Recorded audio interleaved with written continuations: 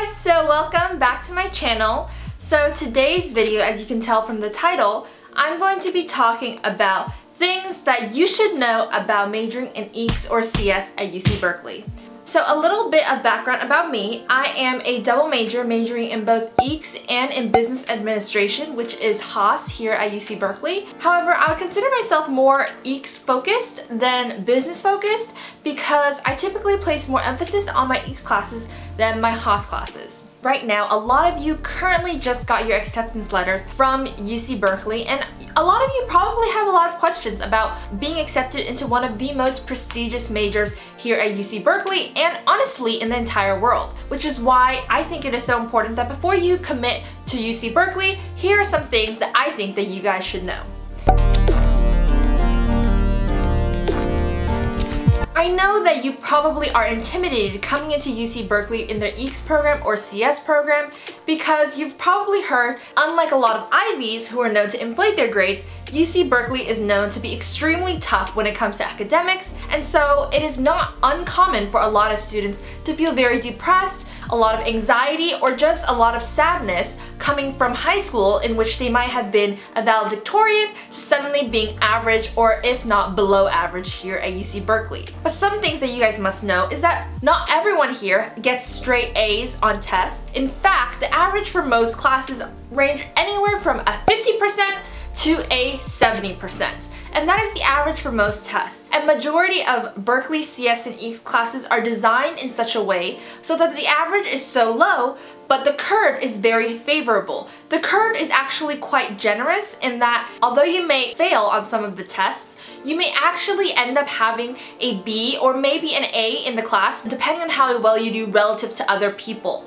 So in Berkeley, the most important thing when it comes to your grades, how well you do in class, is not actually based on the number that you get. It's not about the score. It is more important to know how well you do relative to all your other peers in the same class. If you do a standard deviation above average, that normally gets you in like the A- range. If you do 2 standard deviations above, that's typically A+ range. Most people pass classes because of how generous the curve is. It is actually very difficult to fail a CS or EECS class. Also, another thing, it is not embarrassing to get tutoring, and there are tons of resources out there to help you understand as long as you take this initiative to go out there and search for them. For example, there are programs called CSM, which are private mentoring groups comprised of about 3 to 4 of your peers along with a mentor who is typically very passionate about the subject.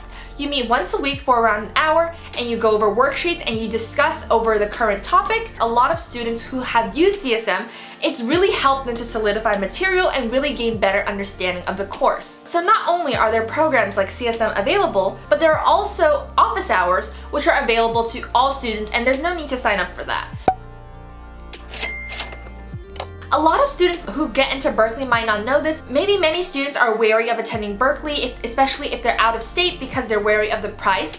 Maybe price is a huge thing for you, maybe you can't get enough student loans. Whatever your situation may be, I wanted to let you know that you could actually potentially get your tuition for free. One of the rules is that if you actually work 10+ hours as a TA, you can actually get your entire semester for the time that you were tutoring. You can get that entire semester's tuition waived. So you don't actually have to pay for tuition. However, there's a caveat. They will only waive as much as in-state tuition. So if you're out of state, you will get a fair amount of deduction, but if you're in-state and you're TAing, then you will get your complete semester's tuition waived. If you want to become a TA, you typically need to get at least an A in the class, and then you need to go through a series of interviews, or you need to be handpicked by the professor to be the TA. Another thing about TAing is that you also get paid on top of that. So in a sense, you almost get paid to go to school. You get paid around 27 bucks an hour for over 10 hours a week, so that's around $270 minimum a week.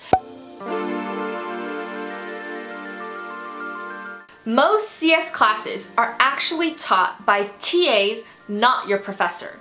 So your professor kind of acts like a figurehead in school. He's not actually making the test. He's not making the homework. He's not creating the projects. Most of your CS classes are actually spearheaded by TAs who are the ones who write the tests, respond to you on Piazza, they write the homeworks, they do the projects, they actually organize pretty much the entire class. So it's actually a very interesting concept of students teaching other students and knowledge passing from students to other students. Any sort of technical questions you might have or questions about the course typically go to TAs, and because TAs handle so much of the course, this is why being a TA is actually very respectable and very admired amongst the EECS community.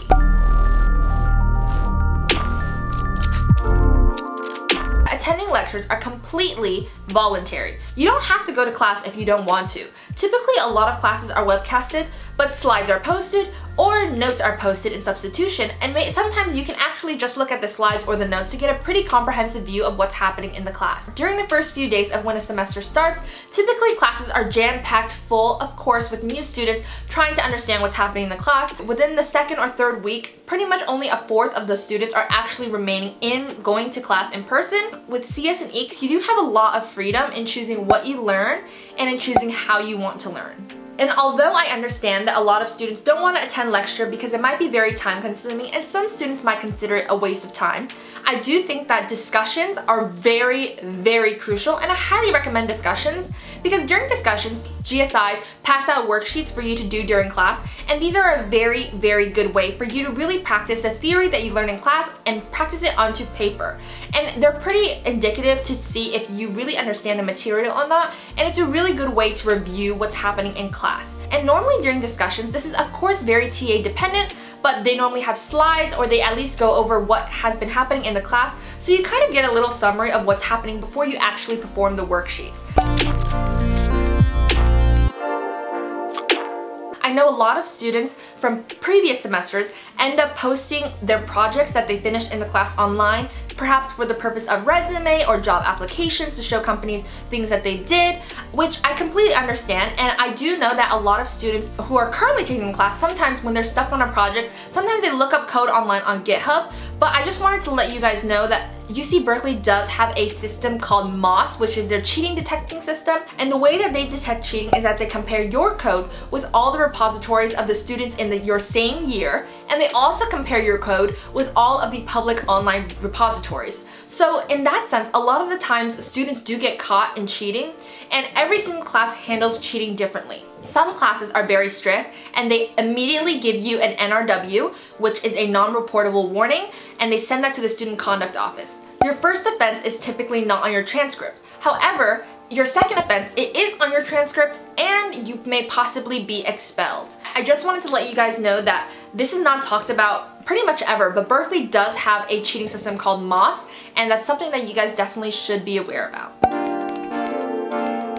Another thing you guys might not know is the difference between EECS and CS. For EECS, you actually come into college declared, which means that you don't actually have to work for any sort of grade in any particular class in order to graduate. For CS, in order to declare your major, you must get a 3.3 GPA minimum in 61A, 61B, and CS 70. These three classes, you must get a 3.3 minimum GPA in order for you to declare CS. EECS is under the College of Engineering, CS is under the College of Letters and Science. Two very different branches, so they actually have different requirements when it comes to breadths and other sort of requirements. I would say within freshman and sophomore year, a lot of students within your major are probably going to be taking the same core classes like CS 61A, 61B, 70, 170. After that, it really diverges a lot in your junior and senior year because people start to take classes that really interest them in whatever field that they decide that they want to focus on. For example, some students want to focus on robotics, machine learning, AI, databases, and they always choose whatever direction that you want to focus on,